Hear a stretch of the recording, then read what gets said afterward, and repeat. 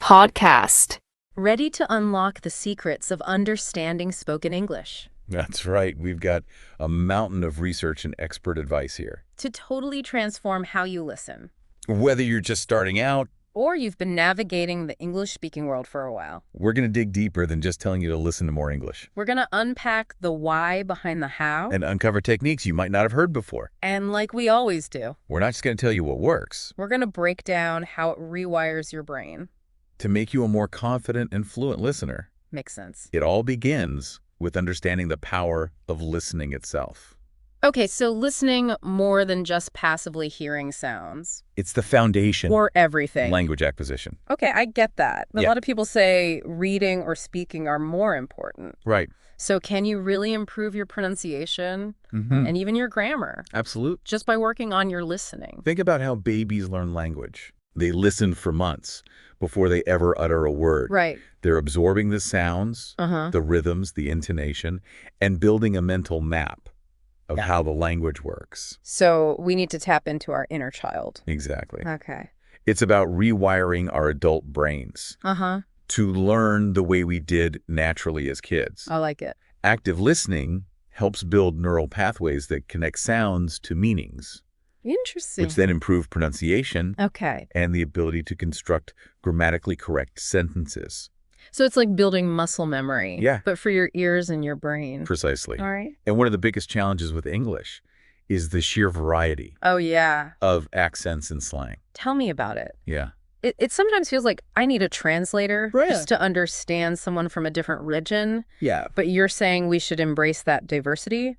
Absolutely. Okay. Exposure to different accents isn't just about understanding what people are saying. It's about training your ear to recognize the nuances of the language. So like subtle differences. Think of it like a musician learning different musical styles. Okay. The more you're exposed to, the more versatile you become. That's a really good analogy. Yeah. So it's not about mastering one perfect accent. Yeah. It's about expanding your listening repertoire. That's a great way to put it. Okay.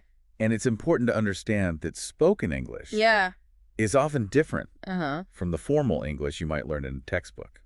You mean like idioms and slang? Yes, but even everyday phrases can have different meanings depending on the context. Right.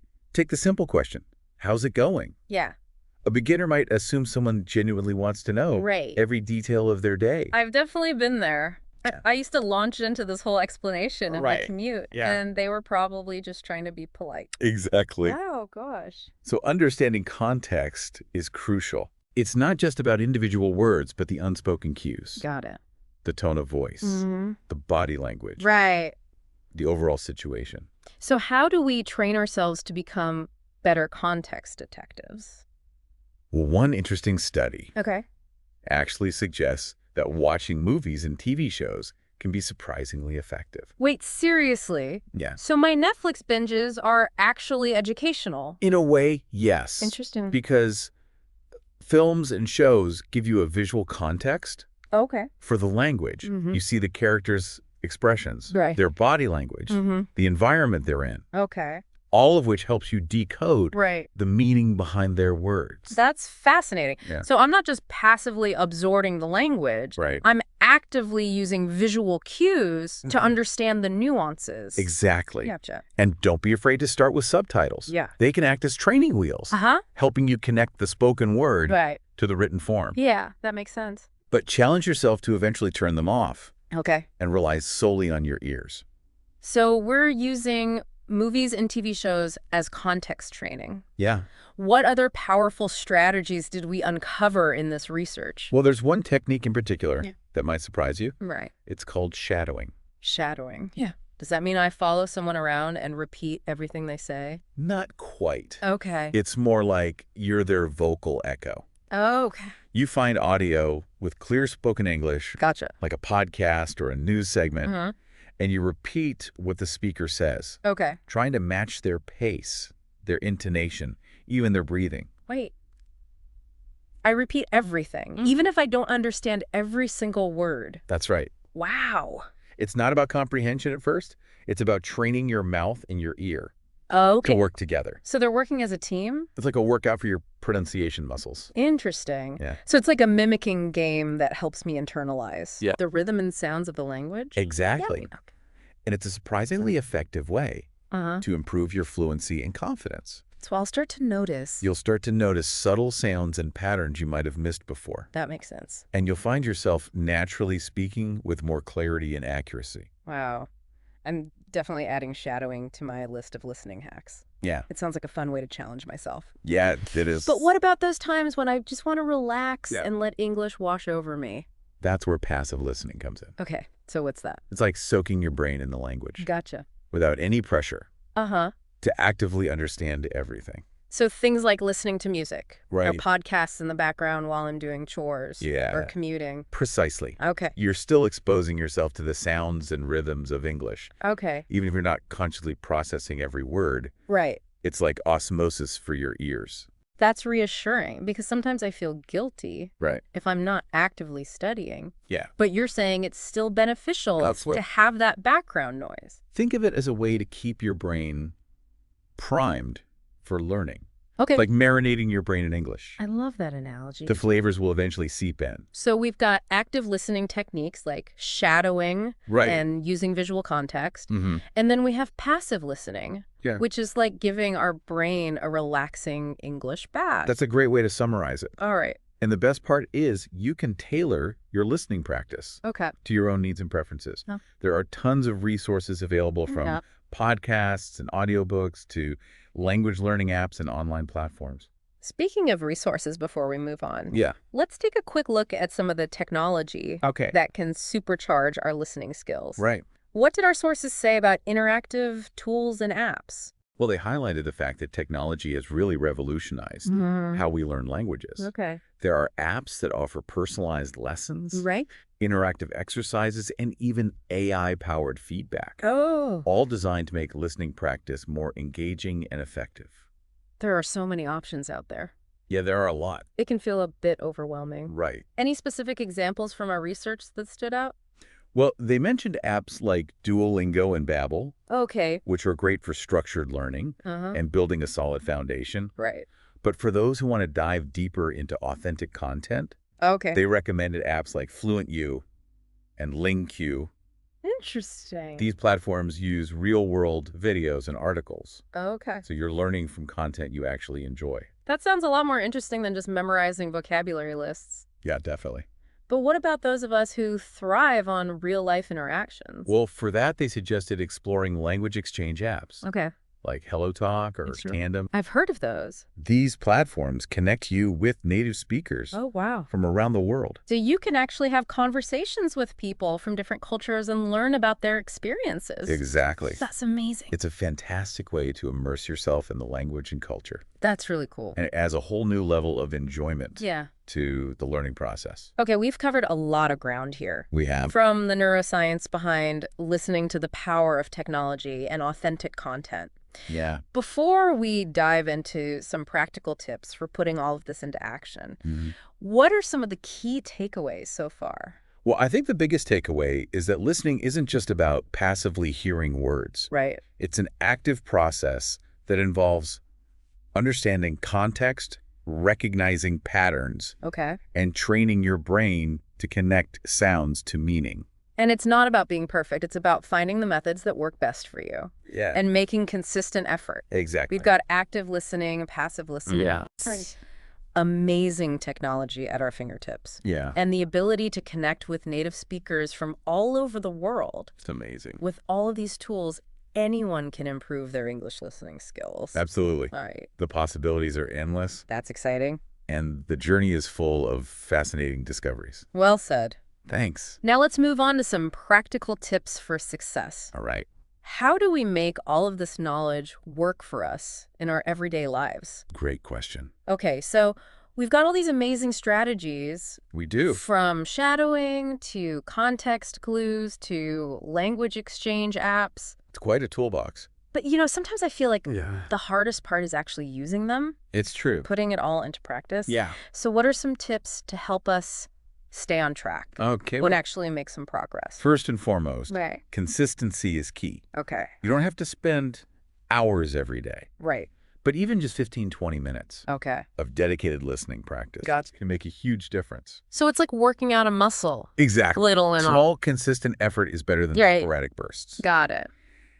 And just like with exercise, it's important to find activities you actually enjoy. Okay. Don't force yourself to listen to boring podcasts. Right. If you'd rather be watching documentaries or listening to music. That makes sense. Yeah. If I'm dreading it, I'm not going to do it. Right. Yeah. Think about your interests. Okay. Your passions. Do you love cooking? Yeah, I do, actually. Find English language cooking shows. Okay. Or recipe videos. That's a good idea. Are you a history buff? Okay. Listen to historical podcasts or audiobooks. So basically use what we're already into. Exactly. So leverage your existing interests. Okay. To make the learning process more enjoyable. All right. And I think this is a good one. Good. Don't be afraid to make mistakes. Yes. Oh my gosh. Is it really okay? It is. To not understand everything. Embrace the mistakes. This feels like I've been given permission. You have. To let go of so much pressure. It is. Because before I felt like I had to get every single word. You don't remember you're training your ear. Okay. To recognize patterns and sounds. It's a process. Gotcha. Don't get bogged down trying to catch every single word. Right. Focus on getting the gist. The main idea. The main idea. Instead of aiming for perfection, I should aim for progress. Precisely. I like that. And don't be afraid to experiment. Okay. With different techniques and resources. So what works for one person might not work for another. Exactly. Okay. Find what clicks for you. Gotcha. And makes the learning process enjoyable. So personalize it. Yeah, personalize your approach. But what about accountability? Okay, good question. How do we stay motivated? Well, and not give up? They highlighted the power of finding a listening buddy. Oh, like a study buddy. Exactly. Okay. Someone you can practice with. Discuss what you're learning. And even hold each other accountable. It's like having a workout partner. Exactly. But for language learning. It could be a friend, a family member. Yeah. A language exchange partner. Right. Anyone who's also interested in improving their English listening skills. So you could watch movies together or listen to podcasts and then talk about it after. Exactly. That's such a good idea. It turns learning into a social activity. Right. It makes it much more fun and engaging. Love it. And don't underestimate the power of celebrating small wins. Small wins. Did you understand a bit more of that podcast today? Okay. Than you did last week? Yeah. That's progress. Okay. Did you successfully navigate a conversation with a native speaker? Right. That's a victory. I like it. Acknowledge those milestones. Okay. And let them motivate you to keep going. So it's like we were saying before. Yeah. Progress over perfection. Exactly. And celebrating those wins along the way. And remember, the journey of language learning is ongoing. Right. It's not about reaching a destination. Okay. It's about enjoying the process of discovery and growth. Beautifully put.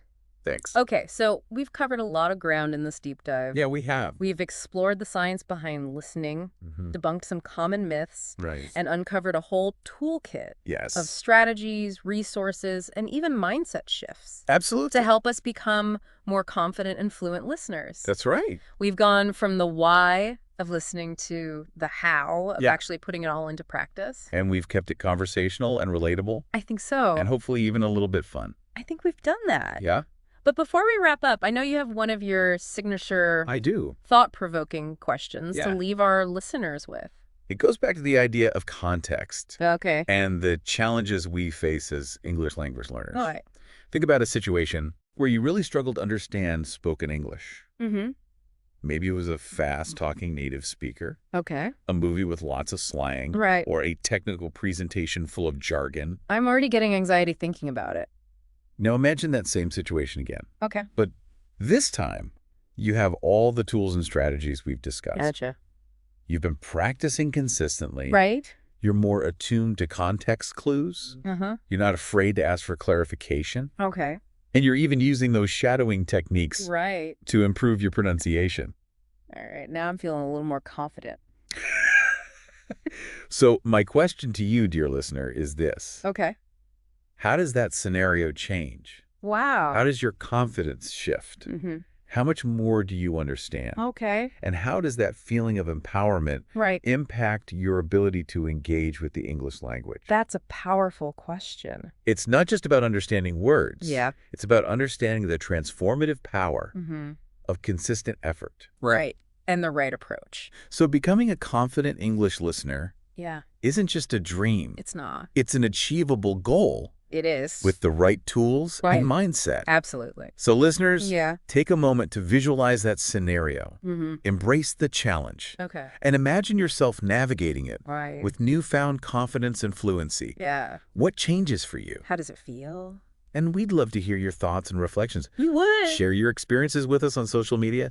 And let's continue this conversation. And remember, yes, we're here to support you every step of the way. That's right. Keep practicing, keep experimenting, and keep those ears open. To the amazing world of English. Exactly. Wow, that question really got me thinking. It is, isn't it? Yeah. It's amazing how much our perspective can change when we start thinking about all the tools and techniques. Exactly. And I think that's what I love about this deep dive. Me too. We haven't just looked at the practical side of improving English listening skills, but we've also touched on the psychology, like the mindset shifts that make a big difference. Yeah, for sure. We talked about embracing mistakes, focusing on progress over perfection, finding the joy in the learning process, and even the power of community and shared learning. And that's a really important takeaway for our listeners. I think so. Improving your English listening skills isn't just about memorizing vocabulary or grammar rules. Right. It's about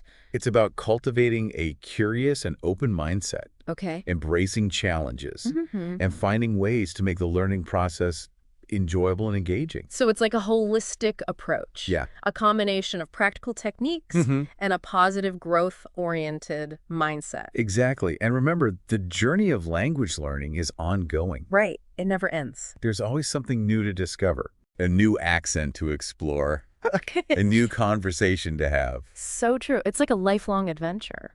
It is. And the more we lean into it, the more we enjoy it. Absolutely. The more rewarding it is. The more rewarding it becomes. Well said. And who knows? Maybe one day our listeners will be the ones sharing their expertise. Exactly. And inspiring others on their language learning journey. That would be amazing. So to all our listeners out there, we encourage you to keep exploring, keep practicing, and keep those ears open. Keep listening to the amazing world of English. Happy listening, everyone. See you next time.